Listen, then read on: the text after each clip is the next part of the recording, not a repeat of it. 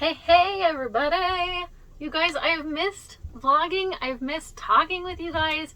I've missed our interactions. We've gotten a little bit on like Instagram and Facebook, but I just miss you guys and I'm excited to be doing... Oh, there's Hank. Ah! You guys know I've been like struggling with my anxiety lately, right? And I was thinking as I was prepping for this video that like maybe I should make myself look decent, because it always makes you feel better when you like do your hair and makeup, make yourself feel pretty and stuff. So I need to fix this. So let's do that real quick. That's better. Don't worry guys, I didn't go too crazy. I'm still wearing the shirt that has the peanut butter stain from when my kid hugged me earlier today after eating a peanut butter sandwich. Oh, there's the peanut butter kid now. Peanut butter sandwich. Do the peanut butter jelly, peanut butter jelly, peanut butter jelly with a baseball bat. It's peanut butter jelly time, peanut butter jelly time. Wee. You're so cute.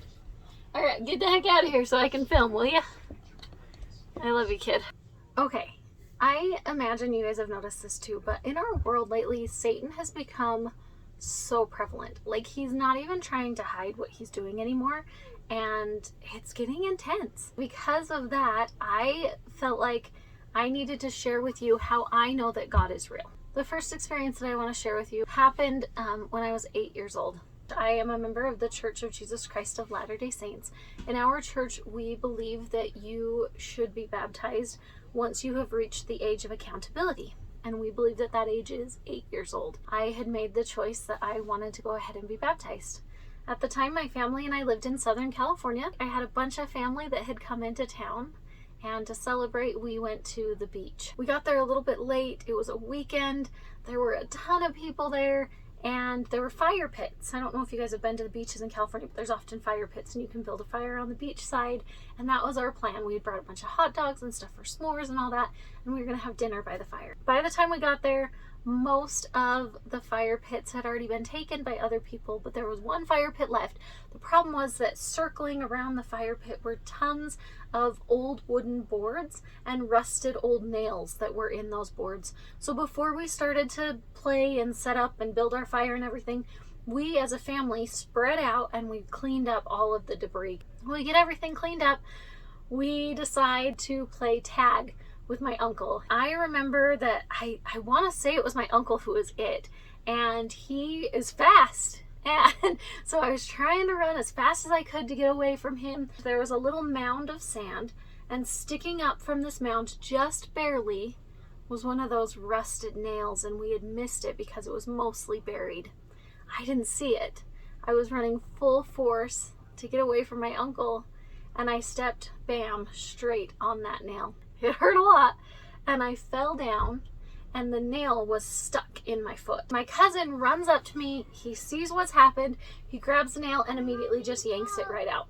So now there's a hole in my foot, and it's full of sand and grit, and obviously it's bleeding. It's nasty. My mom sees what's going on. She runs over. She's got a bottle of water and she dumps it in to like clean out the sand. We bandage it up as best we can. It was a puncture wound. You can't put stitches in that. And there was so much sand in it that I don't think they would have stitched it anyway for fear of infection. The next day is my baptism. You normally walk flat-footed, right? And I remember I had to walk on the side of my foot. I couldn't walk flat-footed because my foot hurt too much. I remember being really nervous and thinking, this is gonna sting so much. As soon as my foot touched the baptismal water, it felt fine. Like there was no pain like I was anticipating whatsoever. And so I walked down and my dad was already there, and I met him at the bottom of the steps, and the water was warm and comfortable, and I just felt this incredible peace and joy that I was being baptized. My dad went ahead and baptized me, and I walked out of the water and I went, and my mom was waiting for me, and she helped me do my hair, and she helped me get in my beautiful blue dress that my grandmother had made for me. We had a whole like luncheon with the family and all these things, and it didn't occur to me until actually a couple of days later that my foot didn't hurt at all anymore. I looked at my foot and realized that it was completely healed. And if that's not a miracle, then I don't know what is. That's proof to me that God exists. We as humans often want to go with the scientific explanation of things, when in reality the scientific explanation is usually simply figuring out God's processes. The most obvious one to me is the Big Bang Theory. Was there a Big Bang that created our entire universe? Yeah, there was. Did it happen spontaneously? All of a sudden this matter that was just unorganized decided one day, hey, let's get organized all on our own? Absolutely not. God said, let this matter be organized, and it came together, and in an explosion of things, the Big Bang, now God's work was accomplished. Everything around us is proof that God exists, and if you want to find him, you will see him. Faith comes first. There has to be some sort of work behind that faith. He will work with you and through you and for you. However, we cannot just sit around waiting for him to do everything. It's not how this works. We have to put forth that effort, and God will bless those efforts, and we will find miracles throughout all of that. Whether that miracle is a miracle of healing, whether it's the miracle of revelation, whether it's the miracle of creation. If we have faith and we put action behind that faith, then incredible miracles occur in our lives. You guys, God is so good. He's so good. And he is there, he is ready, he is waiting to bless us.